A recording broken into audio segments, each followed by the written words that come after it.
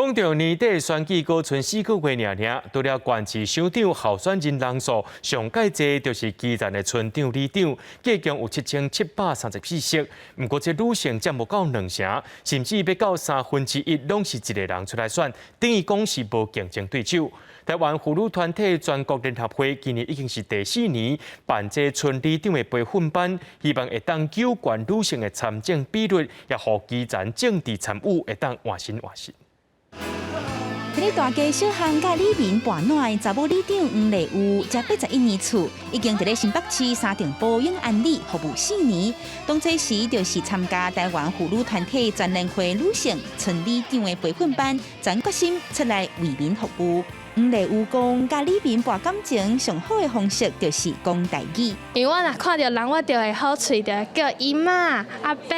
安尼因就会感觉足亲切的。咱咧做代志，咱咧协调代志的时阵，就较方便。阮以前老里长是查甫的，做少侪届的，毋过我是感觉女性的力量，就是爱互大家看到。这几年台湾女性的政治人物比例增加，互看这是性别平权大进步。不过，若看数字，查某的立委占4成多，直辖县市市议员3成多，也那村里长干那16.6%，无到2成。根据中商会统计，今年年底村里长有7734席厝，不过女性现任的名额少，村里长搁较有要挂1/3是当夜竞选，等于无竞争对手。妇产会认为女性比例爱至少有3成，才通改变生态。经过培训了后，伊的敏感度、性别的敏感度，甲社区关怀敏感度，拢会当提升，会当真有迄个效率，也是讲真温暖。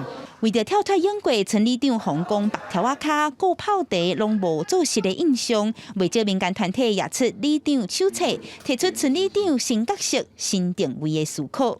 阮就是望有较侪少年人会当投入选举，互民主较深化。女性话头对村里做起，民团望经过更较侪为民主、为公共的基层政治新思维，互村里长文化有新点点的一面。记者欧敏珍、曾派文台北报道。